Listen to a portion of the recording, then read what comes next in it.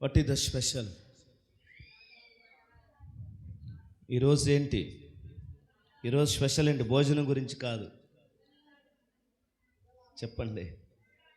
ఈరోజు ఏంటి? ప్రపంచవ్యాప్తంగా, నాట్ ఓన్లీ పులివెందుల షాሎም గాస్పల్ మినిస్ట్రీ కాదు, ప్రపంచవ్యాప్తంగా జరుగుతున్నటువంటి మహాయాత్ర, మహాపండుగ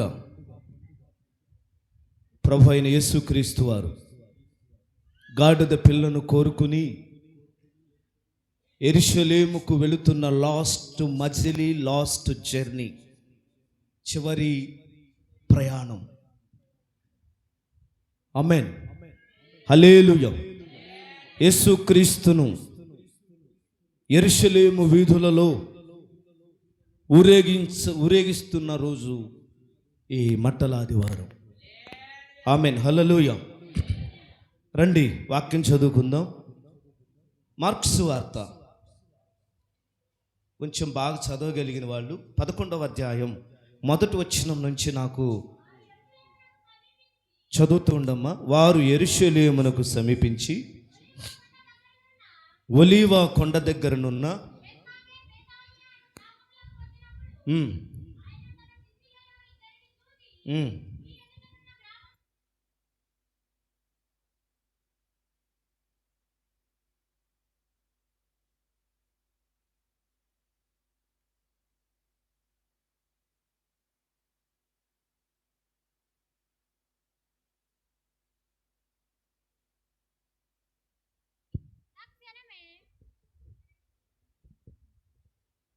తక్షణమే అతడు దానిని ఇక్కడికి తోలి పంపునని చెప్పి వారిని పంపెను. వారు వెళ్ళగా వీధిలో ఇంటి బయట తల వాకిట కట్టబడి ఉన్న గాడిద పిల్ల ఒకటి వారికి కనబడెను. దానిని విప్పుచూ ఉండగా అక్కడ నిలిచున్న వారిలో కొందరు, మీరేమి చేయుచూ ఉన్నారు? గాడిద పిల్లను ఎందుకు విప్పుచూ ఉన్నారని వారిని అడిగిరి. అందుకు శిష్యులు యేసు ఆజ్ఞాపించినట్టు వారితో చెప్పగా వారు పోనిచ్చిరి. వారు ఆ గాడిద పిల్లను యేసునొద్దకు తోలుకొని వచ్చి తమ బట్టలు దానిపైన వేయగా ఆయన దాని మీద కూర్చుండెను. అనేకులు తమ బట్టలను దారి పొడుగునా పరచిరి. కొందరు తాము పొలములలో నరికిన కొమ్మలను పరచిరి. మరియు ముందు వెలుచూ ఉండిన వారును వెనక వచ్చుచూ ఉండిన వారును, జయము ప్రభు పేరిట వచ్చువాడు స్తుతింపబడునుగాక, వచ్చుచూ ఉన్న మన తండ్రి అయిన దావీదు రాజ్యము స్తుతింపబడునుగాక, సర్వోన్నతమైన స్థలములలో జయము అని కేకలు వేయిచూ ఉండిరి. ఆమేన్, హల్లెలూయా. మీరు ఎప్పుడైనా రాజులు గాడిద మీద రావడం చూసారా? ఏమండి, ఎప్పుడైనా చూసారా? అసలు రాజునే చూడలేదంటారా? ఏమండి, రాజునే చూడలేదు, ఆయన ఎక్కొచ్చిన వాహనం సంగతి ఏమో కానీ అయ్యగారు రాజులనే చూడలేదంటారా? భీమవరం ఆ ప్రాంతంలో ఎక్కువగా రాజులు నివసించేవారు. నేను చూశాను, రాజు రావడం నేను చూశాను. ఏ రాజుగారైనా గుర్రం మీద రావడం చూసాం, ఒంటెల మీద ప్రయాణం చేయడం చూసాం. గాడిద మీద వచ్చే రాజులు ఎవరు చూడలేదు. ఎవరు గాడిదను కోరుకోరు. ఎవరు గాడిద మీద రావాలని ఎవరు కోరుకోరు. మామూలుగా గాడిదను బరువులు మోయడానికి కదా, ప్రయాణానికి ఉపయోగించుకుంటారు కొంతమంది. కానీ రాజు గాడిద మీద రాడు. రాజు గాడిద మీద రాడు. నేను కొంచెం యేసుక్రీస్తు ఎందుకు గాడిదనే ఎన్నుకున్నాడు అన్నది కొంచెం వివరించాలని ఆశపడుతున్నాను. హల్లెలూయా, దేవునికి స్తోత్రం. హల్లెలూయా చెప్దామా? యేసుక్రీస్తు ఆ యెరూషలేము చివరి యాత్ర అది యేసు ప్రభుకి. ఎందుకు గాడిదను ఎన్నుకున్నాడు? ఎందుకు ఎన్నుకున్నాడు? యేసు ప్రభు గాడిదను ఎందుకు ఎన్నుకున్నాడు? ఆమేన్, హల్లెలూయా. గాడిద మీద కాకుండా గుర్రం మీద రావచ్చు, ఒంటెల మీద రావచ్చు, ఇంక ఎలాగైనా రావచ్చు. ఎవరు చెప్పారు? గాడిద మీద రావాలని ఎవరు చెప్పారు యేసు ప్రభుకి? జకర్యా గ్రంథం 9వ అధ్యాయం 9వ వచనం. సియోను నివాసులారా అమ్మా బహుగా సంతోషించుడి, యెరూషలేము నివాసులారా ఉల్లాసముగా ఉండుడి. నీ రాజు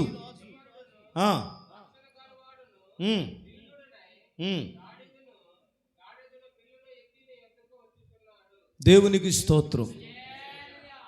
యేసు ప్రభు గాడిదని ఎన్నుకోవడానికి గల కారణం ఏంటంటే అది కేవలం బరువు మోస్తుందని మాత్రమే కాదు,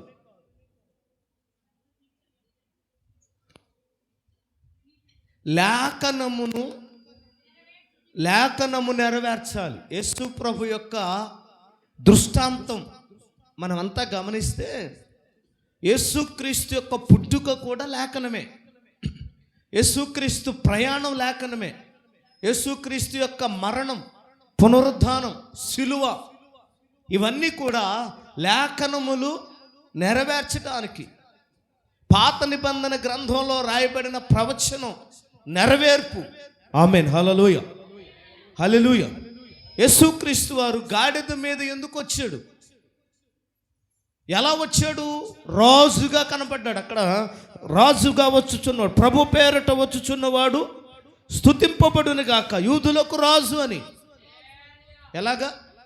యూదులకు రాజుగా వచ్చుచున్నవాడు, ప్రభు పేరట వచ్చుచున్నవాడు స్తుతింపబడును గాక, హోసన్నా జయమే అంటూ కేకలు వేశారు యూదులు, అక్కడున్న ప్రజలు. ఆమేన్, హల్లెలూయా. యేసుక్రీస్తు యొక్క ఆగమనం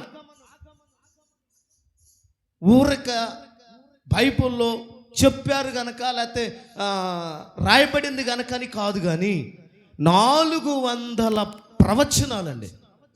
ఎన్ని ప్రవచనాలు? 400 లేఖనాలు, 400 ప్రవచనాలు ఉన్నాయి యేసుక్రీస్తుని గురించి. చప్పలు కొడదాం, హల్లెలూయా. యేసుక్రీస్తు జన్మించటానికి, యేసుక్రీస్తు రావడానికి, యేసుక్రీస్తు యొక్క పరిచర్య, యేసుక్రీస్తు యొక్క మరణం, పునరుద్ధానం, ఆయన చేయబోతున్న ప్రతి పనిని గురించి యేసుక్రీస్తు పుట్టక మునిపే, ఎప్పుడు? యేసుక్రీస్తు రాక మునిపే, మనుష్య కుమారుడిగా రాక మునిపే, యేసు ఇలా వస్తాడు, ఇలా చేస్తారు, ఇలా అవుతుంది, ఇలా మరణమవుతాడు, ఇలా సమాధి చేయబడతారు, ఇలాగ ఆయన తిరిగి లెగుస్తాడని 400 ప్రవచనాలు, 400 లేఖనాలు ముందుగానే రాయబడ్డాయి. హల్లెలూయా. యేసు ప్రభు ప్రియమైన దేవుని బిడ్డలారా గమనించండి, ఏదో అనుకోకుండా వచ్చినవాడు కాదు, యాక్సిడెంటల్గా పుట్టినవాడు కాదు, కేవలం మరియమ్మ గారి యొక్క ఆనందం కోసం జన్మించినవాడు కాదు, లేదా ఒక గోత్రం కొరకే పుట్టినవాడు కాదు. ప్రపంచ వ్యాప్తానికి, ప్రపంచ మానవాళికి పునర్జన్మను ప్రసాదించడానికి, ప్రపంచంలో ఉన్న ప్రతి మనిషి యొక్క పున్నామ నరకమును తప్పించడానికి యేసుక్రీస్తు ఏకైక కుమారుడిగా జన్మించాడు. దేవునికి స్తోత్రం, హల్లెలూయా, హల్లెలూయా. ఇక్కడ మనం గమనించినట్లయితే 11వ అధ్యాయంలో ఒక మాట మనం చదువుదాం.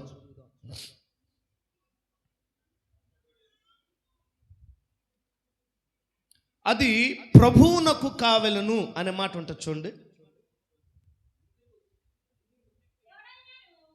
ఎవడైనను మీరెందుకు ఎలాగు చేయుచున్నారని మిమ్మల్ని అడిగిన ఎడల అది ప్రభువునకు కావలసి ఉన్నది. దేవునికి స్తోత్రం. ఏది దేన్ని కోరుకున్నాడు యేసు ప్రభు? గాడిదను కోరుకున్నాడు. గాడిద ఎవరికి కావాలంట? ప్రభువునకు కావాలి. ఆమేన్, హల్లెలూయా. ఈరోజు మనం రాజును మోసే గాడిదగా మారాలి. ఎవరిని మోయాలి? బరువులు మోసేవాళ్ళుగా కాదు, ఎవరిని పడితే వాళ్ళని మోసేవాళ్ళుగా కాదు, రాజును మోసే గాడిద కావాలి. హల్లెలూయా చెప్దాం. అందుకనే ప్రభు కోరుకున్నాడు, ఆ గాడిద నాకు, అది ఎవరికి కావాలి?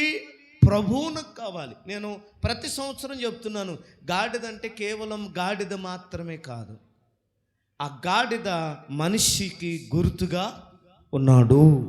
హల్లెలూయా చెప్పండి. గాడిద దేనికి గుర్తు? మనిషికి గుర్తు. ఎలాగా? గాడిద బైబిల్ చెప్తుంది అపవిత్రమైన జంతువు అని. గాడిద ఏంటి? అపవిత్రమైంది, సరిగ్గా లోబడేది కాదు, మెడ వంచనిది, తిరుగుబాటు చేసేది. హల్లెలూయా చెప్పండి. ఇవన్నీ ఎవరిలో కనపడతాయి? మన ఇంటి ఎదురింటి వాళ్ళు, మన ఎదురుగుండి ఇంట్లో, మన పక్కింటి వాళ్ళల్లా. చెప్పండి, ఇవన్నీ ఎవరు కనపడతాయి? మనకిష్టం లేని వాళ్ళల్లా కనపడేటి ఏంటో తెలిసి ఇయే. మనకిష్టం లేదనుక ఆ మనిషి మంచి కనపడవు, మంచి చేసినా మంచిది కనపడదు అతనిలో, చెడే గమనిస్తాం, మంచి మొత్తం బుడిదలో బారేస్తాం. ఆమేన్. గాడిదను ఎన్నుకోవడానికి, గాడిద పవిత్రమైన జంతువు అని కాదు, దానికి తిరుగుబాటు చేసే గుణం ఉంది. ఏమండి, మెడ వంచినటువంటిది. ఏమండి, మనం గాడిద గురించి కొన్ని ఆలోచిస్తాం, అపవిత్రమైనటువంటిదిగా కనపడుతుంది బైబిల్ చరిత్రలో. అయినా సరే యేసుక్రీస్తు వారు దేని కోరుకున్నారంటే గాడిదను కోరుకున్నారు. మొట్టమొదటిగా గమనించండి, గాడిదను ఎన్నిక చేసుకోవడానికి గల కారణం ఏంటంటే లేఖనాలు నెరవేర్చటం కొరకు యేసుక్రీస్తు వారు గాడిదను ఎన్నుకున్నట్టుగా మనం చూస్తూ ఉన్నాం. Praise the lord. మనిషి యొక్క స్వభావం గాడిదలో మనకి కనబడుతుంటుంది. అందుకే మీరు ఏదన్నా కొంతమంది తిట్లు దేంతో పోల్చి తిడతారు చెప్పండి?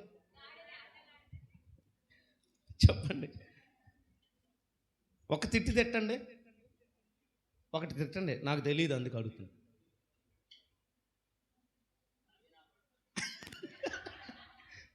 అంతే, దానిదేమని చెప్పేదానికి ఏముంది? ఏమంటారు? గాడిద నా కొడక అని పిలుస్తారు. ఇంకా బూతులు కాదు, అవేం బూతులు కావులే.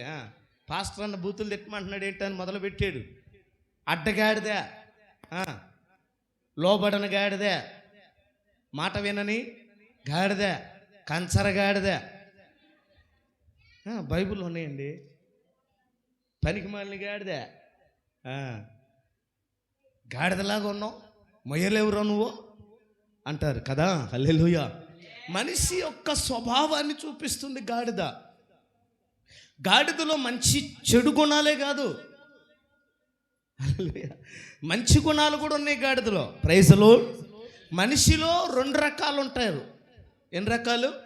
2 రకాల మనుషులు ఉంటారు, ఎక్కడో లేరు. ఇప్పుడు మనం చదివిన వేద భాగంలోనే. ఈరోజు ఏం చేస్తున్నారు యూదులు? చెప్పాలి. ఈరోజు యేసు ప్రభుని ఏం చేస్తున్నారు యూదులు? అబ్బబ్బబ్బా, రాజులకు రాజు, ప్రభువులకు ప్రభు, స్తుతినందును గాక, హోసన్నా. చెప్పండి, హోసన్నా జయమే, హోసన్నా జయమనదే, యేసురాజు రాజుల రాజై త్వరగా వచ్చుచుండే, హోసన్నా జయమే, హోసన్నా జయమనదే, హోసన్నా. దేవునికి స్తోత్రం. ఏమని అంటున్నారు ఈరోజు? మళ్ళీ శుక్రవారం ఏమన్నారు? ఇంతలోకి ఏం రోగం వచ్చిందండి? ఇంతలోకి ఏం రోగం? నిన్నేమో బా సూపరో డోపరో అంటివి, ఆ సిస్టరు బా కారిపోయింది ఇక్కడికి. ఏమండి, నిన్న ఈరోజేమో అబ్బా బ్రదర్ సూపరు, అబ్బాబ్బా వెళ్ళి కౌలించుకోవడమేనండి గట్టిగా. మళ్ళీ శుక్రవారానికి ఏమైంది? నా కళ్ళ ముందు కనపడొద్దు, అసలు నేను చూడటానికి కూడా ఇష్టం లేదు బ్రదర్ నాకు, ఏమని అనుకో. హల్లెలూయా. అసలు నేను మాట్లాడినంటే మాట్లాడను. మరి నిన్నేమో కరుచుకుంటివి, ఈరోజేమో శత్రువును చూసినట్టు. మనిషి స్వభావం ఏం చెప్పండి? యూదుల యొక్క మనస్సు, శాస్త్రుల యొక్క మనస్సు, సద్దుకాయుల యొక్క మనస్సు ఏంటంటే చెప్పుదురు కానీ చెయ్యరు. ఏమండి, వాళ్ళు చెప్తారు కానీ చెయ్యరు. ఈరోజేమో ఓసన్నా జయమే, ఓసన్నా జయమే అన్నారు. ఆ తర్వాత శుక్రవారం వచ్చేసరికి రాజుగారు అడుగుతూ ఉన్నారు, ఇతన్ని సిలువ వేయడానికి నాకు సరైన హేతువు కావాలి అని అడిగాడు. ఎందుకు ఇతను సిలువేయమంటున్నారని అడిగితే హేతువు లేదు, సరైన రీజన్ లేదు. ఉందమ్మా? యేసు ప్రభుని సిలువేయటానికి సరైన రీజన్ ఏంటి? దేవాలయాన్ని హల్లెలూయా చెప్పండి. అది ఒక దగ్గర చెప్పారు, ఇంకోసారి నోరెత్తలేదు, కానీ సిలువ మాత్రం వేయాలి. నింద మోపటానికి హేతువు లేదు. మనకు నచ్చినప్పుడేమో సూపర్ డూపర్ అంటున్నాము, మన చెడినప్పుడు, మనకు అనుకూలంగా లేనప్పుడు, మన గురించి ఏదైనా మాట్లాడినప్పుడు, మనల్ని ఖండించినప్పుడు, మన గురించి ఏదైనా ఇది మంచిది కాదు ఇది మంచిదని మంచి మాట చెప్పినా కూడా ఆ మనిషిలో ఎటువంటి లోపం లేకపోయినా, ఎటువంటి పాపం లేకపోయినా, హేతువు లేకపోయినా ఏం చేస్తున్నాం? నిందిస్తున్నాం, నింద వేస్తూ ఉన్నాం. యేసును సిలువ వేయండి. ఆదివారమేమో ఈయనే రాజు, యూదులకు రాజు, రాజులకు రాజు, ప్రభులకు ప్రభు, స్తుతింపబడునుగా కానీ యెరూషలేము ప్రాంతమంతా తిప్పారు. శుక్రవారం వచ్చేసరికి ఏం జరిగిందో తెలియదు, ఏం చేశాడో తెలియదు, సరైనటువంటి రీజన్ లేదు. మనిషి స్వభావం గాడిదలో మనకి కనబడుతుందండి. హల్లెలూయా చెప్పండి. ఈ స్వభావం మారాలి. ఈ స్వభావం మారి ఆత్మ సంబంధమైనటువంటి గుణ లక్షణాలు కలగాలనే ఏ గాడిదను కోరుకున్నాడంటే క్రికెట్ ఆడే గాడిదను కాదు, ఉద్యోగం చేసుకునే గాడిదను కాదు, కట్టబడి ఉన్న గాడిద. నేను కోరుకున్నాడు కట్టుబడి ఉన్న గాడిద.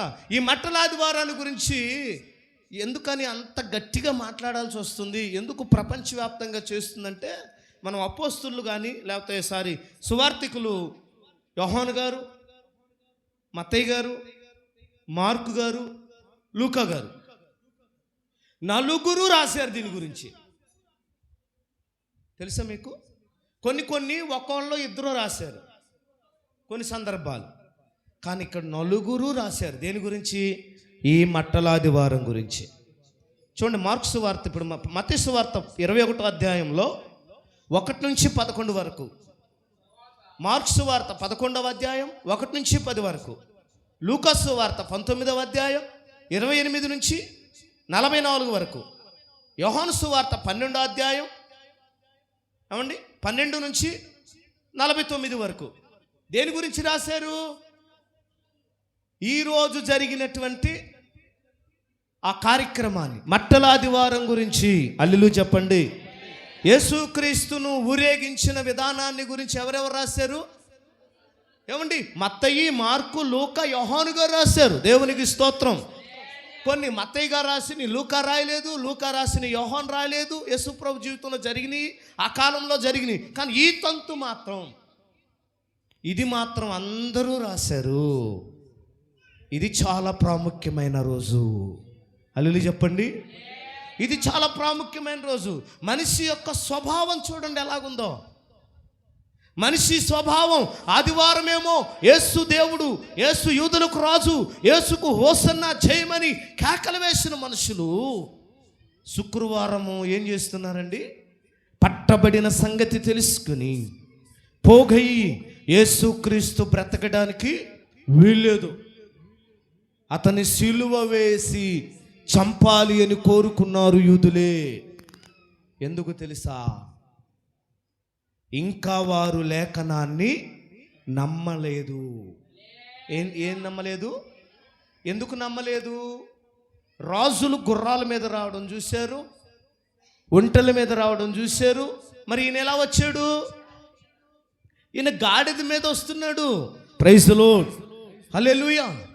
ఈయన రాజు అని ఇంకా నమ్మట్లేదు, ఈయన మెస్సియా అని ఇంకా నమ్మలేదు, ఇతనే రక్షకుడు అని ఇంకా నమ్మలేదు ప్రజలు. ప్రైజ్ ది లార్డ్ చెప్పండి. హల్లెలూయా. లేఖనములు నెరవేర్చడానికి ఎప్పుడో చెప్పాడు జకరియా ప్రవక్త, ఇదిగో ఆయన గాడిద పిల్లనెక్కి మీ యొద్దకు వచ్చుచూ ఉన్నాడు. దేవునికి స్తోత్రం చేద్దామా? హల్లెలూయా. కాబట్టి ప్రియమందం బిడ్డలారా గమనించండి, యేసుక్రీస్తు యొక్క రాక, యేసుక్రీస్తు యొక్క ఆగమనం, ఆ రోజు గాడిద మీదకి రావటానికి కారణం ఏంటంటే ఆ గాడిదను ప్రభు కోరుకున్నాడు. ప్రభు నిన్ను నన్ను కోరుకుంటున్నాడు. నువ్వు మంచిగా ఉన్నావని కోరుకోలేదు. ఆమేన్. డాక్టర్ ఎవరికి అవసరం? ఇప్పుడు నేనున్నాను, నాకు సూది అయ్యా నన్ను వెళ్ళాను అనుకోండి, ఫస్ట్ నన్ను ఒకటి అడుగుతాడు ఆయన, ఏమైంది నీకు అని. ఏమైంది అని అడుగుతాడు. ఏం రోగం? నీకు బాగానే ఉన్నావుగా పాస్టర్ అయ్యా అంటాడు. లేదండి వేయండి, ఏదో ఒకటి అన్నానికి వేస్తాడా? వేయడండి, అలా వేయడు. ప్రైజ్ లార్డ్ చెప్పండి. గాడిదను ఎందుకు కోరుకున్నాడంటే ఈ గాడిదకు స్వతంత్రం లేదు. ఈ గాడిద అపవిత్రమైంది. ఈ గాడిద కట్టబడింది. ఈ గాడిద ఇంటి వెలుపలుంది, ఊరి వెలుపలుంది. దేవునికి స్తోత్రం చూద్దాం. యేసు ప్రభుకు దూరంగా ఉంది ఈ గాడిద. ఈ గాడిదను వెన్నుకోవడం వెనకాల ఉన్న ఉద్దేశం చెప్తున్నాను. లేఖనములు నెరవేర్చటం కొరకు యేసుక్రీస్తు గాడిద పిల్లను, ఎక్కడో ఉన్న గాడిద పిల్లను గుర్తించినట్టుగా మనం చూస్తూ ఉన్నాం. దేవునికి స్తోత్రం. హల్లెలూయా. లేఖనాలు నెరవేర్పు కొరకు ప్రజల యొక్క, మనిషి యొక్క స్వభావం గాడిదలో మనం చూడగలుగుతున్నాం. Praise Lord. రెండవదిగా గాడిదను ఎన్నుకోవడం వెనకాల ఉన్న ఉద్దేశం, ఒకటి లేఖనం నెరవేర్పు. గాడిద మీద వెళ్తున్నారు అంటే అర్థం ఏంటంటే గుర్రం మీద వెళ్తున్నారంటే యుద్ధానికి వెళ్తున్నారని గుర్తు. గాడిద మీద వెళుతున్నారంటే సమాధానానికి గుర్తు. చెప్పండి, సమాధానానికి గుర్తు గాడిద మీద ప్రయాణం. మీకు బైబిల్లో నేను 1-2 రెఫరెన్స్ చూపిస్తాను. చూడండి, రాజుల మొదటి గ్రంథం,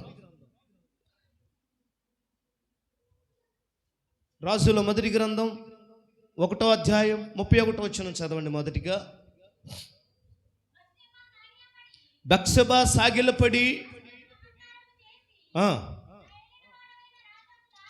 నా ఏలిన వాడవగు రాజుగు దావీదు సదాకాలము బ్రతుకునుగాక నేను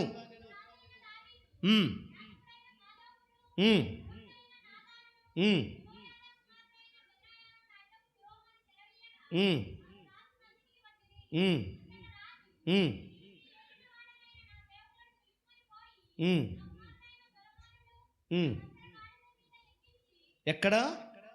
నా కుమారుడైన సొలొమోనును కంచెర గాడిద మీద ఎక్కించి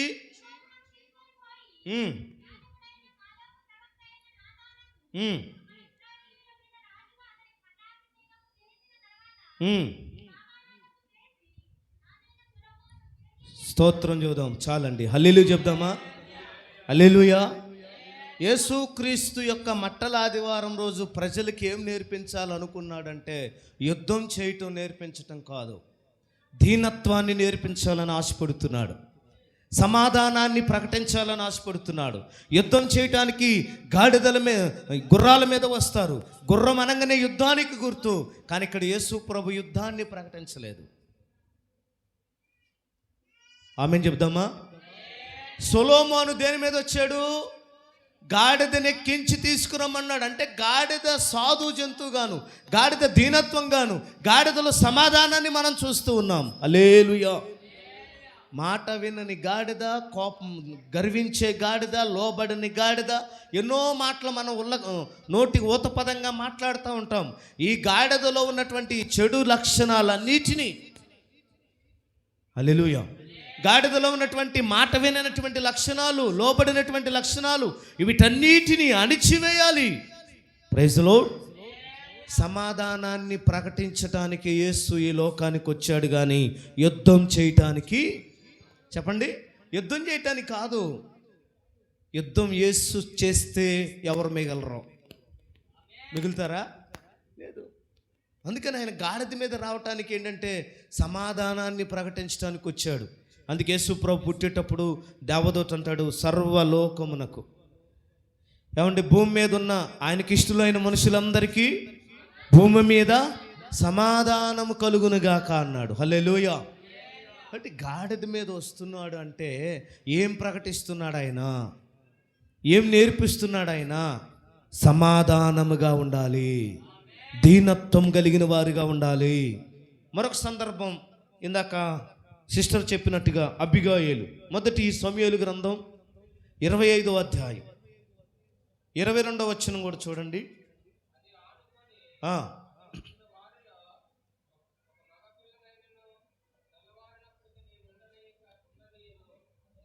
అబిగయిలు దావీదును కనుగొని గార్ధవం మీద త్వరగా దిగి దేని మీద వచ్చిందమ్మామా? చెప్పండి, దేని మీద?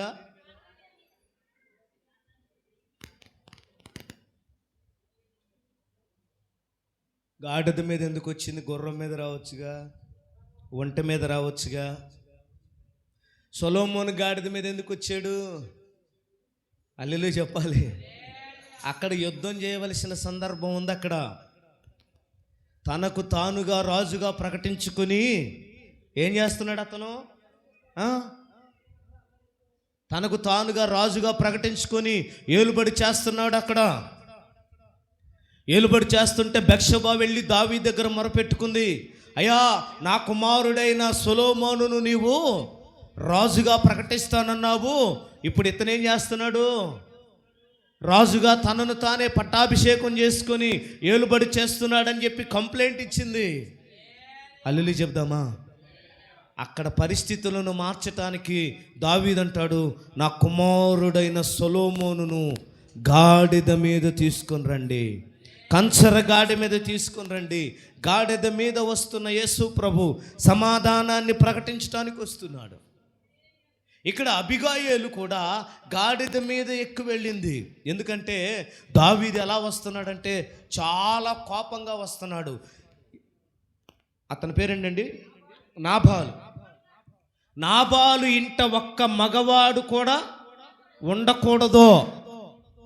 నాబాలు ఇంట ఏ ఒక్క పురుషుడు ఉండకూడదు, అందరూ హద్దులు కావాలని చెప్పేసి దావీదు తన యొక్క సైన్యాన్ని వేసుకుని నాబాలు ఇంటి మీదకి వస్తూ ఉంటే ఈ విషయాన్ని గమనించినటువంటి అబిగాయేలు త్వరగా కావలసిన బహుమానాలు తీసుకొని, కావలసిన గిఫ్ట్లు తీసుకొని గార్ధభవం మీద వెళ్ళి ఇదిగో సాష్టాంగ నమస్కారం చేసి, ఈ తప్పు నాదిగా భావించి దయచేసి నా భర్త పేరులోనే మోటుతనము అతని యొక్క గుణలక్షణము తెలియపరుస్తుంది, నన్ను బట్టి అతన్ని క్షమించు. చప్పలు కొడదాం గట్టిగా, హల్లెలూయా, దేవునికి స్తోత్రం, హల్లెలూయా. అంటే గాడిదని ఎన్నుకోవడం వెనకాల ఉద్దేశం ఏంటంటే సమాధానాన్ని ప్రకటిస్తున్నాడు.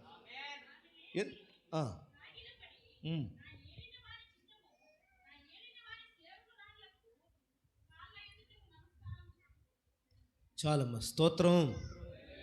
మీరు చదవలేరని నేను చెప్పేసి హల్లెలూయా చెప్పండి. కాబట్టి గాడిదను ఎన్నుకోవడానికి కారణం రెండోది ఏంటి? ప్రపంచానికి ఏం ప్రకటించాడు యేసు ప్రభు? శాంతిని, సమాధానాన్ని ప్రకటించాడు. దేవునికి స్తోత్రం, హల్లెలూయా. కాబట్టి గాడిదను ఎన్నుకోవడానికి ఒకటి లేఖనముల నెరవేర్పు కొరకు గాడిదను ఎన్నుకున్నాడు. రెండవదిగా సమాధానాన్ని ప్రకటించడానికి దేవుడు గాడిదను ఎన్నుకున్నాడు. Praise the lord. అయితే ఇప్పుడు ఈ గాడిద ఏ స్థితిలో ఉండగా ఎన్నుకున్నాడు అనేది ఇంపార్టెంట్. నేను దాన్ని ఒక 3 పాయింట్స్గా చెప్తాను.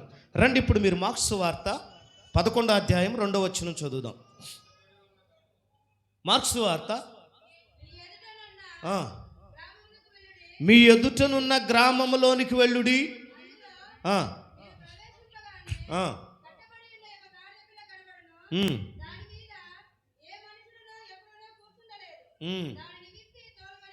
చాలు. దేవునికి స్తోత్రం చేద్దామా?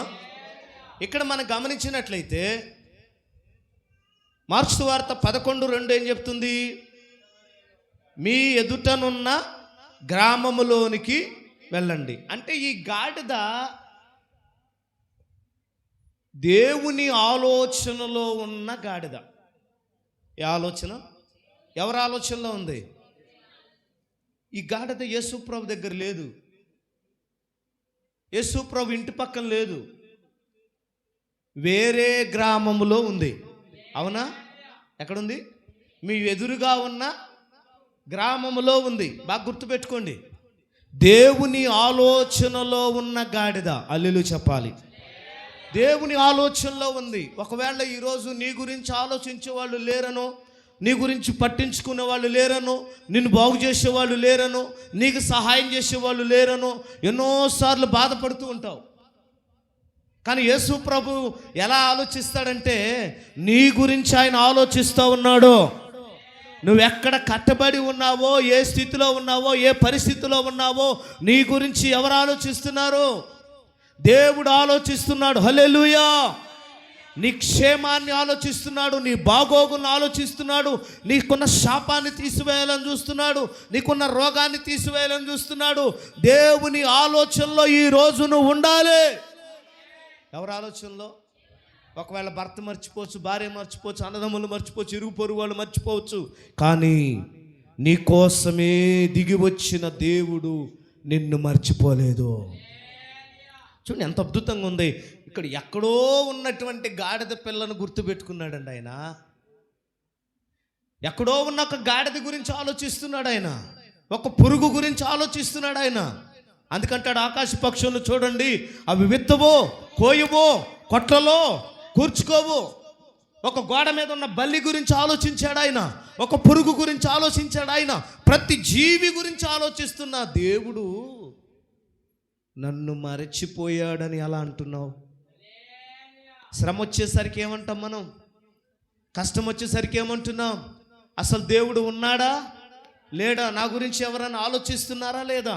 నా గురించి ఆయన ఆలోచనలో ఉన్నానో లేదో అనుకుంటున్నావు. నో, దేవుని ఆలోచనలో ఉన్న గాడిద. ఆ గాడిదను ప్రభు కోరుకున్నాడు. దేవునికి కావలసి ఉన్నది ఆ గాడిద. అల్లులు చెప్దాం. నువ్వంటే ఎవరికి ఇష్టం లేకపోవచ్చు, నిన్ను ఎవరు ఎన్నిక చేసుకోకపోవచ్చు, నువ్వెవరు గుర్తింపులో లేకపోవచ్చు, కానీ ఎవరన్నా అడిగితే చెప్పు, ఆ గాడిద ప్రభువునకు కావాలి. ఎవరికి? ప్రభువునకు కావాలి. ఎందుకు కావాలి ప్రభువునికి? మోయడానికి. యేసయ్యను మోసే గాడిదగా మనం మారాలండి.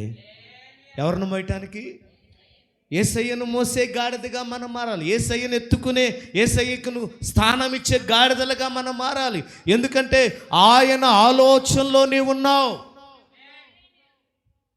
ఆయన ఆలోచనలో నీవు ఉన్నావు. చూడండి, ఆ గాడిద గురించి ఇక్కడ మాట్లాడుతూ ఉన్నాడు. మార్కు సువార్త 5వ అధ్యాయం 4వ వచనం.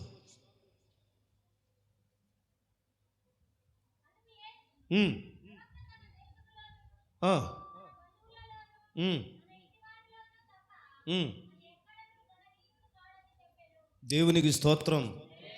హల్లెలూయా చెప్పండి. యేసుక్రీస్తు యొక్క స్థానం, యేసు ప్రభు ఎవరిని కోరుకున్నారంటే, కట్టబడినటువంటి ఒక గ్రామంలో కట్టబడిన గాడిదను కోరుకున్నాడు.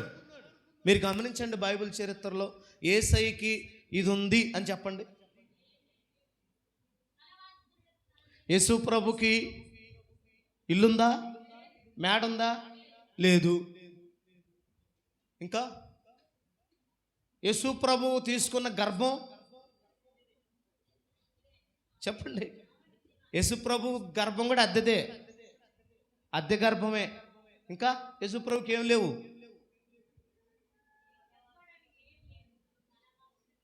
స్థలము లేదు, భవనము లేదు, సొంత కుటుంబం లేదు. యేసుప్రభు ఉన్నాడు. నా తల్లి ఎవరు, నా సహోదరులు ఎవరు, కుటుంబము లేదు.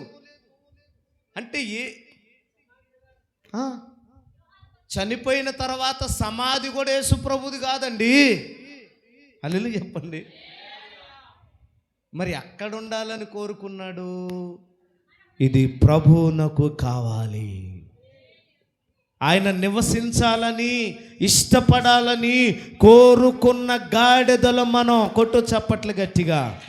ఇంద్రభవనంలో ఉండాలనుకోలేదు, తనను కన్నటువంటి కుటుంబంలో ఉండాలనుకోలేదు. శిష్యుల వైపు చూసి మీరే నా సహోదరులు సహోదరీలు అన్నాడు ఆయన. దేవునికి స్తోత్రం. నా తండ్రి చిత్త ప్రకారం చేయువారే నా తల్లియు. దేవునికి స్తోత్రం చెప్పాలి. ఏమండి, దేవుని ఆలోచనలో ఉన్న గాడిద.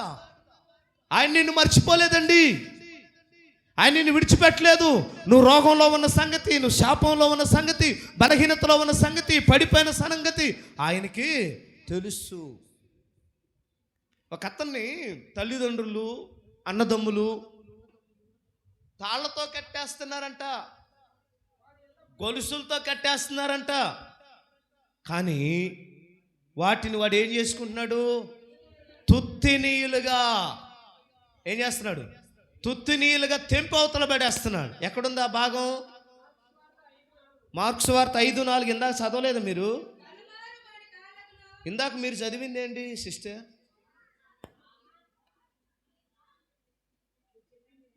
నేను చెప్పింది ఇదే, కొంచెం చూసి చదవండి. 5:4 చదవండి. పలుమార్లు వాని కాళ్ళకును చేతులకును సంకెళ్ళు వేసి బంధించినను వాడు ఆ చేతి సంకెళ్లను తెంపి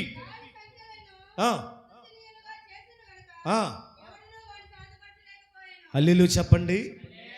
ఈ గాడిద ఎలా ఉందంటే కట్టబడిన గాడిద. దేంతో కట్టబడింది? వాడు సంఖ్యలతోనే. సరిలే, ఈరోజు చాలామంది విడిపించుకొని రమ్మంటే రావట్లేదు. రకరకాల కట్లు ఉన్నాయండి. ఏ కట్లు? రకరకాల కట్టుబాట్లు, రకరకాల ఆచారాలు, రకరకాల పద్ధతులు. యేసు ప్రభుని నమ్ముకోండి, యేసు ప్రభుని దేవుడిగా అంగీకరించండి, బాప్తిసం తీసుకోండి, రక్షణ పొందండి, పరలోకానికి వారసులు కండి. ఈ భూమి శాశ్వతం కాదు, ఈ లోకం శాశ్వతం కాదు. ఈ భూమి దీని అంత సమస్తము కనుమరుగైపోతుంది, శిథిలమైపోతుంది. నువ్వు ఉండవు, నేనుండవు, అసలు భూమి ఉండదు. కొత్త ఆకాశం, కొత్త భూమి, పరలోకం ఉంది, రండ్రా బాబు అంటే వస్తున్నారా? రకరకాల కట్ల చేత ఏమయ్యారు? మనిషి కట్టబడి ఉన్నాడు. దేవునికి స్తోత్రం. వాడికి వేసిన కట్లు వాడు తెప్పుకుంటున్నాడు, కానీ ఆల్రెడీ వాడు సాతాను వాడికి వేసిన కట్లు తెంపటం ఎవరి వల్ల కాలేదు. అతను ఆల్రెడీ సాతాను వాడిని బంధించేశాడు. దేవుని ఆలోచనలో ఉన్నావు.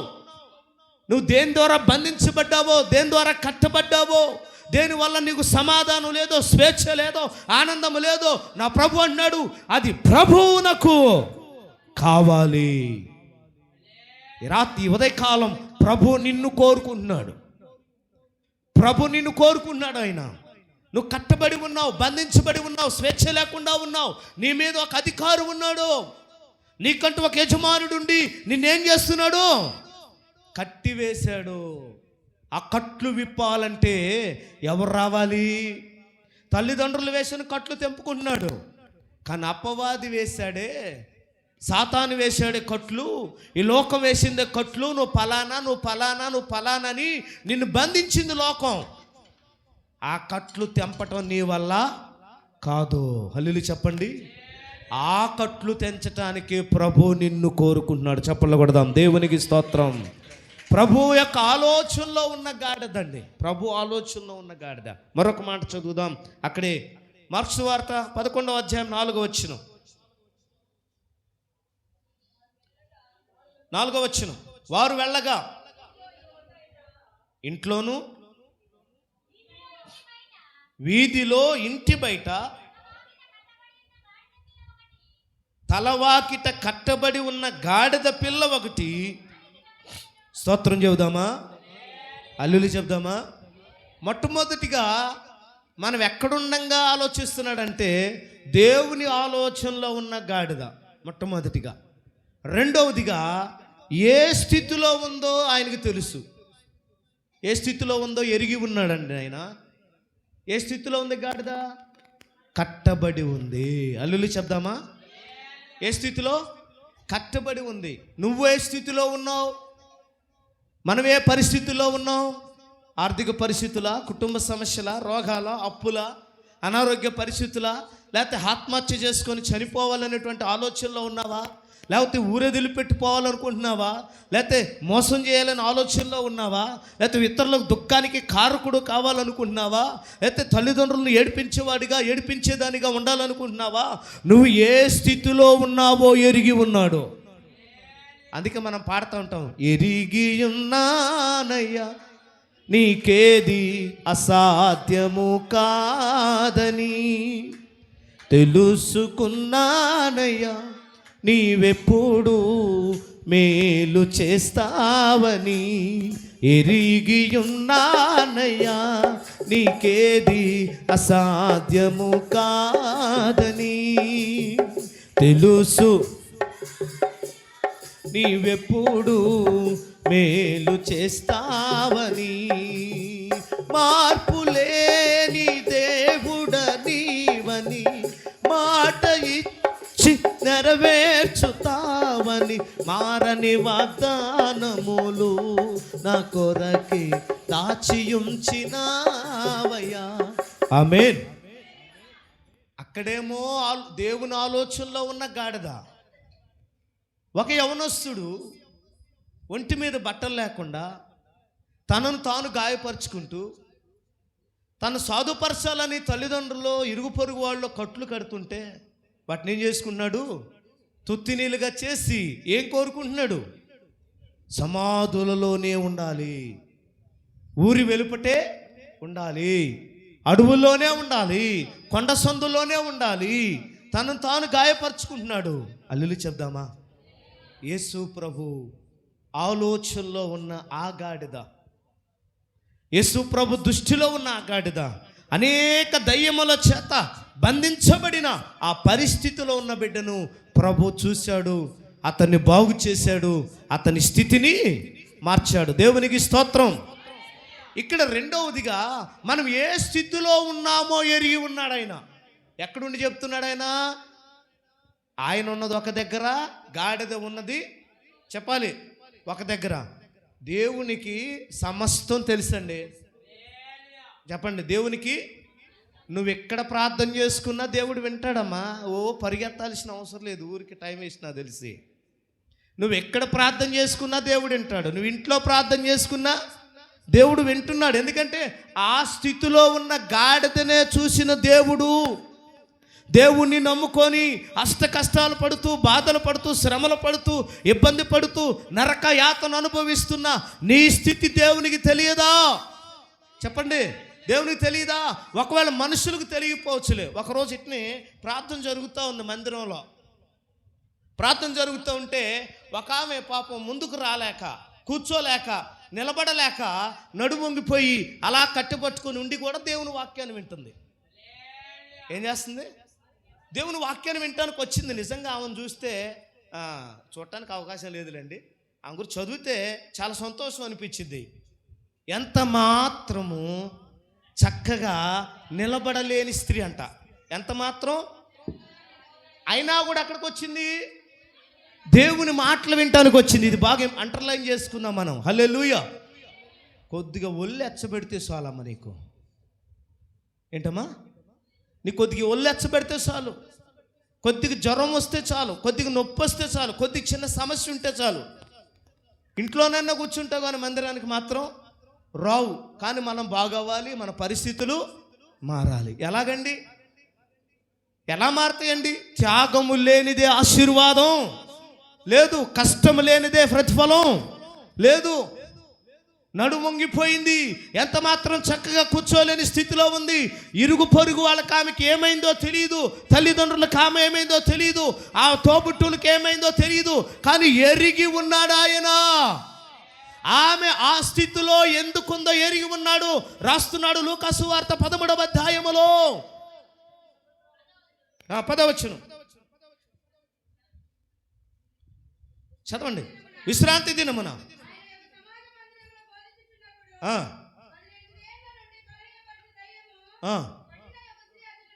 చాలు. నడుము ఎందుకు వంగిపోయింది? ఏ స్థితిలో ఉండడం చూశాడు? చెప్పండి. నిలబడలేని స్థితి, సంతోషం లేని స్థితి, ఆరోగ్యం లేని స్థితి. చెప్పాలి. దేవుడికి తెలియదమ్మా నీ కష్టం, నీ బాధ తెలియదమ్మా? తెలుసమ్మా. ఓ ప్రయాసపడాల్సిన అవసరం లేదు. నువ్వున్న స్థానిక సంఘంలో హృదయపూర్వకంగా మోకాళ్ళేసి ప్రభు నా పరిస్థితి దాని నువ్వు జీవం కలిగిన ఈ మందిరంలో ఎన్ని అద్భుతాలు చూశారు, ఎన్ని ఆశ్చర్యకార్యాలు చూశారు, ఎన్ని మహత్తరమైన కార్యాలు చూశారు. ఈరోజు చిన్న చిన్న బలహీనతను ఆధారం చేసుకొని ఇంటి దగ్గర కూర్చొని వీధుల్లో కూర్చొని దేవుని మందిరానికి దూరమైన వాళ్ళు ఎంతమంది లేరు? అవునా కదా? నీ స్థితిని ఎరిగి ఆయన బాధపడుతున్నాడు. ఇంకొక మాట, లూకా సువార్త 5వ అధ్యాయం 5-6 వచనాలు. యోహాను సువార్త 5:5 వాడప్పటికి బహుకాలము నుండి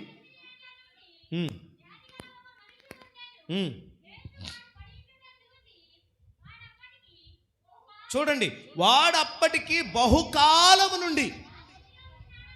చాలు, దేవునికి స్తోత్రం చెప్పాలి. ఎవరికి తెలిసింది? యేసు ప్రభు తెలిసిందండి ఏ స్థితిలో ఉన్నావని. వాడు మందిరానికి వచ్చేవాడు కాదు. చెప్పండి. చర్చికి వచ్చేవాడా? చెప్పండి అక్క. తమ్ముడా, మందిరానికి వచ్చాడా ఈ రోజన్నా? మందిరానికి వచ్చినప్పుడే యేసు ప్రభు చూస్తాడని ఉందాడా? లేదు. అసలు అతనికి సంఘానికి సంబంధమే లేదు, మందిరానికి సంబంధమే. నేనేమంటానంటే, ఒక అనామకుడిగా యేసు ఎవరో తెలియనటువంటి వ్యక్తి స్థితినే,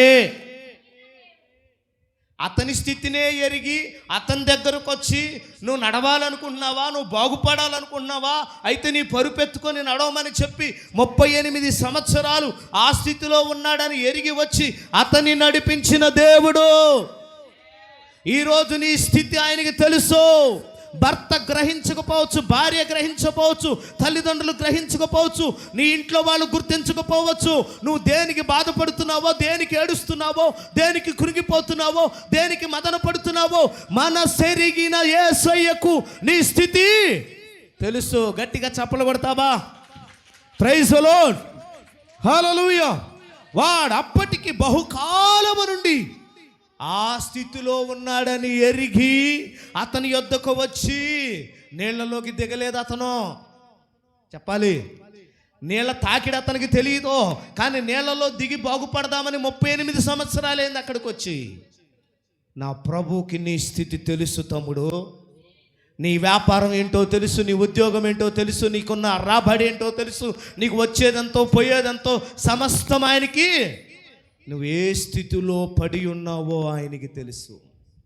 గాడిద ఏ స్థితిలో కట్టబడి ఉన్నదో ఆయనకి తెలుసు. 38 సంవత్సరాలుగా ఆ నీళ్లు బాగు చేయలేకపోయాయి, మనుషులు అతను బాగు చేయలేకపోయారు. యేసు చెప్పాడు, నువ్వు పరుపెత్తుకొని నడువు. కొట్ట చప్పట్లు గట్టిగా, హల్లెలూయా. నాకు ఈ భాగంలో నచ్చింది ఏంటంటే, అతను ప్రార్థన చేయలేదు, ప్రభువా నన్ను స్వస్థపరచమని అడగలేదు, ఉపవాస ప్రార్థనలు లేవు, సంఘ కూటాలు లేవు, ఆదివారం లేదు. అయినా కూడా ఏమయ్యాడు? అతన్ని బాగు చేసిన దేవుడు. అండర్లైన్ చేసుకో ఈరోజు, అవునా కదా? అతనినే గుర్తించి అతని స్థితిని గ్రహించి బహుకాలము నుండి ఆ స్థితిలో ఉన్నాడని ఎరిగి దేవుడే అతని దగ్గరకు వచ్చినప్పుడు ఈ షాలోం ప్రార్థనా మందిరములో ప్రభు పాదాలు పట్టుకొని వేడుకుంటున్న నీ స్థితి ఆయనకి తెలియదు. చెప్పండి, తెలుసు. వెయిట్ అండ్ సీ, ఎదురు చూడు. ఖచ్చితంగా నువ్వు పడి ఉన్న స్థితిలో నుండి నా ప్రభు నిన్ను లేపుతాడు. ప్రియమైన దేవుని బిడ్డలారా, హల్లెలూయా చెప్దామా? హల్లెలూయా. నడువంగిపోయిన స్థితి ఆయన చూశాడు, 38 సంవత్సరాలుగా పడిపోయిన స్థితిని ఆయన చూశాడు. ఈరోజు నువ్వు ఏ స్థితిలో ఉన్నావో ఆయన ఎరిగి ఉన్నాడు. ఎందుకంటే ఆయన నిన్ను కోరుకున్నాడు. ఏం చేశాడు? నిన్ను కోరుకున్నాడండి. కోరుకొని ఇష్టపడి పెళ్లి చేసుకున్నాక చూసుకోరండి. చెప్పండి, కోరుకొని ఇష్టపడి పెళ్లి చేసుకున్నాక సావైనా రేవైనా ఏమైనా చూసుకోవాలి, తప్పదు మరి. హల్లెలూయా చెప్పండి. సచ్చినోడు పెళ్ళికి వచ్చింది కట్నమట. హల్లెలూయా. సచ్చినోడు చచ్చిపోయిన కాడ వాంచారనుకో, మేళం ఇచ్చినంతే తీసుకోవాలి. ఎక్కువ డిమాండ్ చేయడానికి ఎందుకు? ఆ పరిస్థితి అనాలి. ఎవరు లేరయ్యా పాపం మసలామే, ఏదో చెయ్యి చూసుకోండి. హల్లెలూయా చెప్పండి. నిజంగండి, మన ఈ మధ్య బాక్రాపురం వచ్చిందా మేరమ్మ, వాళ్ళ కూతురు అమ్మ కూడా చనిపోయింది. మందిరానికి ఎక్కువ కాలం రాలేదు ఆమె, కొద్ది కాలమే. కానీ ఆమె ఏం చెప్పిందో తెలుసా? పలానా చర్చికి వెళ్ళాను, కృపరాజయ్య ప్రార్థన చేశాడు, ఆ చర్చికి వెళ్ళాక నాకు బాగైంది నా కొడుకులకి కూతురికి చెప్పింది. చనిపోయినప్పుడు ఎవరు గుర్తుకొచ్చారు వాళ్ళకి? ఆ అమ్మ చెప్పిన 2 మాటలు. కృపరాజు నెంబర్ కూడా లేదు ఆ దగ్గర. అవునా మీరమ్మా? నా నెంబర్ కూడా లేదు మీ దగ్గర. కానీ ఆమె చెప్పింది ఆ పాస్టయ్య. ఇంక వీళ్ళకి ఏం తెలియదు, ఆడ చేయాలో ఎవరు చేయాలా, మరి సమాధులు స్థలం లేదు, దొడ్డి లేదు, పాస్టర్ లేడు, ఎట్ట చేయాలో అర్థం కాల. వాళ్ళ తమ్ముడు నవీన్ ఫ్రెండ్ ఆడ ఫోన్ చేశాడు, అన్న ఇట్లా పలానా వెంట చనిపోయింది. హల్లెలూయా. దగ్గరుండి ఆ బరియల కార్యక్రమం చేసాం మనం. దేవుని స్తోత్రం. స్థలం మాట్లాడి పెట్టె తీసుకొచ్చి ఆ కార్యక్రమం అంతా చేసినాక ఈరోజు ఆ కుటుంబానికి నాకు ఒక సంఘం ఉంది అనే ఒక ధైర్యాన్ని కల్పించాం. దేవునికి స్తోత్రం చూద్దాం. 1-2 నెలలు వచ్చినామని నేను పట్టించుకున్నప్పుడు నిన్నెందుకు మర్చిపోతా నేను? అనాలోచితంగా ఎందుకుంటారు మీరు? 1-2 నెలల క్రితమే ఏమీ చేయలేం పరిచర్యలో, కనీసం ఒక దశంభాగం ఇలా, ఒక కానుక ఇలా ఏం చేయాల. అయినా ఆమెకు దగ్గరుండి బరియల కార్యక్రమం ఎందుకు చేశాం? మీరమ్మా, నువ్వు నాకు తెలుసా, నేను నీకు తెలుసా? మరి ఎందుకు చేశాను దగ్గరుండి? బాధ్యత. చనిపోతూ కృపరాజు పేరు చెప్పి చనిపోయింది. ఒక కొడుకుగా మారాను, ఒక సేవకుడిగా మారి అన్ని దగ్గరుండి ఆ కార్యక్రమం చేసే ఈరోజు మరి మందిరాన్ని నమ్ముకొని వస్తున్నప్పుడు నిన్నెలా మర్చిపోతాడు సేవకుడు? హల్లెలూయా చెప్పండి. ఇది నేను బలపరచడానికి చెప్పాను. అట్ ద సేమ్ టైం దేవుని పాదాలు పట్టుకుని ఈ మందిరములో గాజాడుతున్న తమ్ముడా, చెల్లి, అక్క, నా దేవుడు నీ స్థితి ఎరిగిలేడా? ముక్కు ముఖం తేలినోడి దగ్గరికి వెళ్ళి బాగు చేసిన దేవుడైతే, అవునా? ఇంకొక అద్భుతమైన చెప్పనా? నీడ తగిలి, ఏం తగిలి? సంబంధం లేదండి అసలు. వాళ్ళు భక్తి పరులో కాదో కూడా తెలియదు నాకు. పేతురు, యోహాను అపోస్తుల పరిచర్యలో వాళ్ళు వాడుతున్న టవల్, కచ్చీప్, మొక్కం చూసుకునే కచ్చీపు తగిలి స్వస్థత పొందారు. కొట్ట చప్పట్లో హల్లెలూయా చెప్పండి. అందుకనే మనం ఒక సామెత చెప్తాను, ఇంట్లో దేవుణ్ణి పెట్టుకున్నట వీధిలో ఎదుగుతాం. వద్దు, నువ్వు ఉన్న స్థితిలోనే యేసయ్య పాదాలు పట్టుకొని వేడుకోవటం అలవాటు చేసుకో.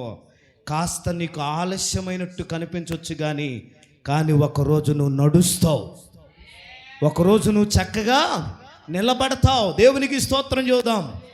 దేవుని ఆలోచనలో ఉన్న గాడిద. 1, ఏ స్థితిలో ఉన్నావో ఎరిగి ఉన్న గాడిద. 3వదిగా చెప్పి నేను ప్రార్థన చేస్తాను. రండి, మార్కు సువార్త 11వ అధ్యాయం 3వ వచనం. ఎవడైనను మీరెందుకు ఇలాగు చేయుచున్నారని మిమ్మల్ని అడిగిన ఎడలా అది ప్రభువునకు కావలసి ఉన్నదని. చాలు. ఇక్కడ ఏం చూస్తున్నామంటే ఈ మాటలో దేవుని ప్రేమను దేవుని ప్రేమను పొందుకున్న గాడిద. అర్థమవుతుందా? ఏ ప్రేమ? ఎవరు ప్రేమించారండి ఆ గాడిదని? చెప్పండి. మీరు ఎప్పుడన్నా, మనం ఎప్పుడన్నా ప్రేమించామా గాడిదని? అయ్యో పాపం చాలా రోజులుగా కట్టబడి ఉందని, చాలా రోజులుగా దీనికి ఎవరు గడ్డి వేయలేదు, లేదా మేత వేయలేదు, ఆహారం పెట్టలేదని ఏ రోజన్నా వెళ్ళి ఆహారం పెట్టామా? లేదు. ఎవరు ప్రేమించారు? ఎవరు కనికరం చూపిస్తున్నారు? యేసు. చెప్పండి. ఆ గాడిద మీద యేసు ప్రభు ఏం కలిగి ఉన్నాడు? ప్రేమ. దేవుని ప్రేమను పొందుకున్న గాడిద. హల్లెలూయా చెప్పండి. కట్టబడి ఉన్నన్ని రోజులు ఆ గాడిదకు సంతోషం ఉందా? చెప్పాలి. లేదు. ఎప్పుడైతే యేసు ప్రభు ఆ గాడిద మీదకి వచ్చారో ఏం జరుగుతుంది అక్కడ? కాళ్ళకు మట్టి అంటకుండా ఏం వేశారు? కొత్త బట్టలు అంట. ఏ బట్టలు? కొత్త వస్త్రాలు తీసుకొచ్చి రోడ్డు పొడుగుతో వేశారు. ఖర్జూరపు మట్టలు, ఈత పట్టలు పట్టుకొని వేస్తూ ఓసన్న జయమని పూలు చల్లుతుంటే అబ్బా గాడిద ఎక్కడికో వెళ్ళిపోయింది. హల్లెలూయా చెప్పండి. గాడిద అనుకుందే, ఇంత గొప్ప ఆనందాన్ని నేను ఇన్ని రోజులు చెప్పండి ఇంకా నువ్వు కట్టబడి అలాగే ఉన్నావు అనుకో, బాప్తీసం తీసుకోకుండా, మారు మనసు పొందుకోకుండా, యేసు ప్రభుని సొంత రక్షకుడిగా అంగీకరించకుండా ఇంకా నువ్వు పాపానికి, లోకానికి, సాతానికి కట్టుబడి ఉన్నావు అనుకో, ఈ సంతోషం నీకు లేదు, ఈ ఆనందం నీకు రాదు. హల్లెలూయా, అవునా కదా? అందుకే ప్రభు నిన్ను ప్రేమిస్తున్నాడు. ప్రభు దృష్టిలో నువ్వు ఉన్నావు, దేవుని ఆలోచనలో నువ్వు ఉన్నావు. దేవునికి స్తోత్రం చేద్దామా? దేవుని ప్రేమను పొందుకున్న గాడిద. అందుకని తల్లి కుండు నా నీ ప్రేమ, సొంత చెల్లి కుండు నా నీ ప్రేమ, తల్లి కుండు నా నీ ప్రేమ, సొంత నీ ప్రేమ, అన్నకుండు నా నీ ప్రేమ, కన్న తల్లి కుండు నా నీ ప్రేమ. నీ ప్రేమ ఎంతో ఎంతో మధురం, యేసు నీ ప్రేమ ఎంతో ఎంతో మధురం, యేసయ్యా నీ ప్రేమ మధురాతి మధురం, యేసయ్యా నీ ప్రేమ మధురాతి. దేవునికి స్తోత్రం చేద్దామా? యేసయ్య ప్రేమను పొందుకోవడం మామూలు భాగ్యము కాదు. రాళ్ళట్టుకొని వచ్చారు, రాళ్ళట్టుకొని వచ్చి ఏమైనా చంపాలి, బ్రతకటానికి అధికారమే లేదో అన్నారు.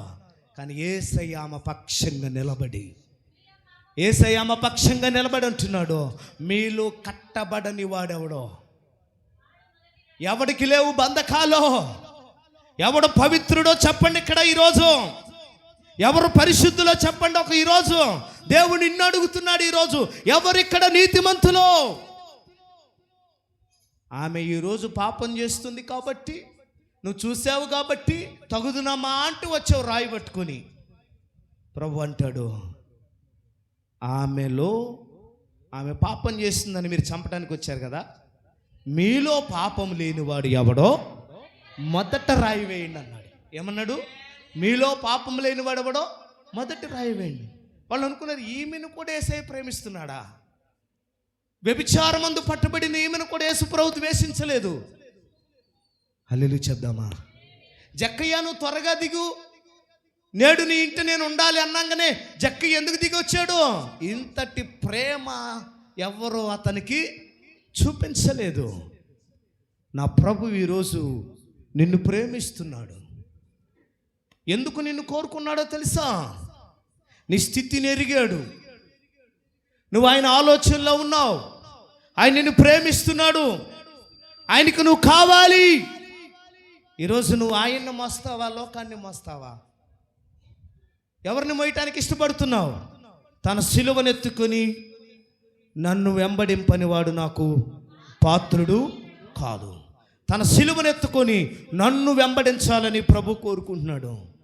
ఆయన ప్రేమను పొందుకున్న గాడిద ఊరేగించబడుతుందండి. ఎప్పుడు జేజేలు కొట్టించుకోలేదు, ఎప్పుడు పూల పాల్పు మీద నడవలేదు, ఎప్పుడు సంతోషమైన వీధుల్లో నడవలేదు. దాని జీవితం అంతా కట్టబడే ఉంది. ఈరోజు నా ప్రభు నిన్ను పిలుస్తున్నాడు. పాపం అనే కట్ల చేత, కులము, మతము, ఆచారం అనే కట్ల చేత, లోక సంబంధమైన చెడు అలవాట్లు, తాగుడు, వ్యసనాలు, సిగరెట్లు, బీడీలు, మట్కా, జూదము లాంటి కట్ల చేత కట్టబడి ఉన్న నా సహోదరి సహోదరుడా, నువ్వు ప్రభువునకు కావాలి. నిన్ను ఎవరు కోరుకోకపోవచ్చు, ఎవరు ఇష్టపడకపోవచ్చు. అందాన్ని చూసి, హైట్ని చూసి, వెయిట్ని చూసి, రూపురేఖలు చూసి ఇష్టపడేవారు ఉన్నారేమో. పాపపు మడుగులో నువ్వు ఉండగా, మలినమై ఉండగా, నల్లగున్నా తెల్లగున్నా, కుట్టోడువైన గుడ్డోడువైనా, ఎవరివైనా సరే, నా దేవుని ప్రేమ నీ వద్దకొచ్చి నిన్ను పలకరించి నువ్వు కావాలి కాబట్టి నిన్ను కోరుకున్నాడు ఈరోజు. దేవునికి స్తోత్రం చెప్పండి. నువ్వు కావాలి. యేసయ్య కోరుకున్న గాడిదవు నువ్వు. ఆయన్ని మొయ్యడానికండి, ఆయన జీవితాంతం మోపించుకోవడం అలా చెప్పండి. జీవితాంతం మోయించుకోవడానికి నీకు బరువు కాదు. ఆయన నీ కాడిని ఆయన ఏం చేస్తాడు? సులువుగా మారుస్తాడు. దేవుని ప్రేమను చూసింది ఆ గాడిద. ఇంతటి ఆనందం ఉంటుందా విడవబడితే? బయటకు వస్తే ఇంతటి ఆనందం ఉంటుందా? ఎస్, ఒక్కసారి నీ అలవాటును మానుకొని చూడు. ఒకసారి నీకున్న వ్యసనాన్ని విడిచిపెట్టి చూడు. ఒకసారి నువ్వు పాపంలో నుంచి బయటికి రా, శాపంలో నుంచి బయటికి రా, నీ పాపపు అలవాట్ల నుంచి ఒకసారి బయటకు వచ్చి తేరి యేసయ్యను చూడు. ఎంతటి ఆనందం నీకు కలుగుతుందో దేవునికి స్తోత్రం చేద్దాం. అందుకే యేసు ప్రభు గుర్రాన్ని కోరుకోలేదు, ఒంటెను కోరుకోలేదు, గాడిదగా కట్టబడి ఉన్న నిన్ను కోరుకున్నాడు. వాక్యమిన్న చెల్లి తల్లి తమ్ముడు, మనమెవరం విడవబడిన వాళ్ళం కాదు. మనందరం ఒకప్పుడు కట్టబడిన వారమే. కట్టబడిన మనం యేసు ప్రేమను బట్టి ఆయన దృష్టిలో ఉన్నాం. ఆయన ఏ స్థితిలో ఉన్నాడో మనం చూశాడు, మన పరిస్థితిని చూశాడు, దుఃఖాన్ని చూశాడు, వేదనను చూశాడు, పలు విధాలుగా నలిగిపోవటం చూసిన దేవుడు నిన్ను కోరుకుంటున్నాడు. ఎవరన్నా అడిగితే ఎవరికి కావాలని చెప్పాలి? ఇది ప్రభువునకు కావాలి. నువ్వు దేవునికి కావాలి. దేవుడు నిన్ను కోరుకుంటున్నాడు, నిన్ను ఒక ఉన్నతమైన స్థితికి తీసుకెళ్ళటానికి, ఊరేగించటానికి, ఆనందాన్ని ఇవ్వడానికి, నీకు ఆనందం ఇవ్వడానికి, నీకు సమాధానం ఇవ్వడానికి యేసు ప్రభు కోరుకుంటున్నాడు. విడిపించబడటం నీకు ఇష్టమా? విడుదల పొందడానికి ఇష్టంగా ఉన్నావా? బాప్తీసం తీసుకోవడానికి ఎందుకు ఆలోచిస్తున్నావు? విడుదల పొందడానికి ఎందుకు ఆలోచిస్తున్నావు? అంటే ఇంకా నీకు లోకం మీద ఏముంది చెప్పాలి? ఇంకా లోకం మీద ఆశ ఉంది. ఈ ఆశలు ఏమైపోతాయంట? గతించిపోతాయి. నా ప్రభు నీకు సంపూర్ణ సంతోషం, ఆనందం, సమాధానాన్ని ఇవ్వడానికి ప్రభు నీరు కోరుకుంటున్నాడు. అట్టి కృప దేవుడు మనకు దయచేయునుగాక. ఆమేన్. లేచి నిలబడదాం.